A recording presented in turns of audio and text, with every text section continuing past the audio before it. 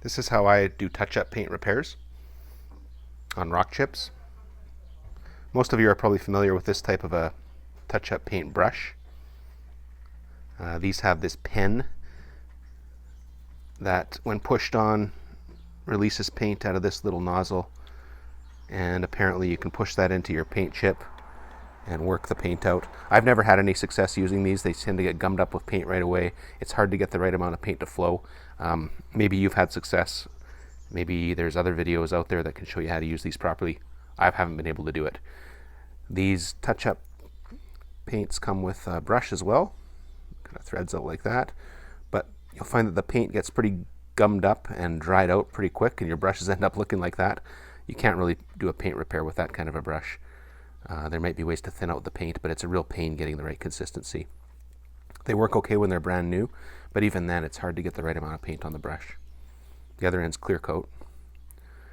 So an alternative to using this type of a pen or brush is what I do is I use a spray can.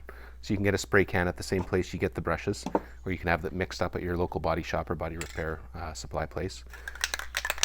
This is a white paint, and you need a container. I'm just going to use this old paper plate to get some paint out. The thing I like about spray paint is it's very thin, and as you use it, it dries out a little bit, so you have more time to get the right thickness. Also, I don't use a brush, although you can if you have a fine brush. I use these little Q-tip cotton swabs, which these are made out of wood. You can also just use the generic Q-tips with the paper or whatever the material is that is part of the stick.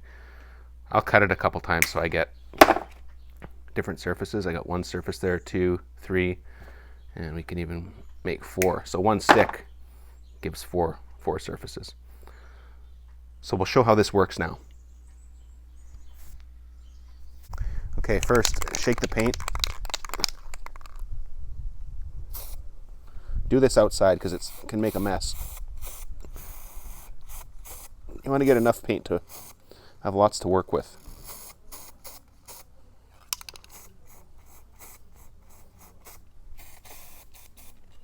Okay, now we got some paint to work with there. It's very thin when it first comes out. So that's the beauty of this. You can wait a little bit. If that's too thin, you wait a minute as you're getting ready to do your paint repair, and this paint will thicken up as it starts to dry. And once it is the right consistency, not too thin, not too thick, you'll get a feel for this the more you do it. Then you can start your paint touch-up. And you'll have a couple minutes to work before the paint gets too thick to work with. Okay, we're going to do a touch-up repair on this mirror. So come in here, cameraman. You can see right here there's a rock chip there. Okay, so we got our paint. And again, it's been about a minute since we sprayed that paint. It's starting to get pretty good. I think we'll be able to dab some good paint in there. You don't want to put too much paint in, so get rid of some of the excess, just like a paintbrush. Come in. You'll see with the thin paint and a fine piece of wood, you can just kind of work the paint into the corners of the chip. Once the chip's covered, get out of there.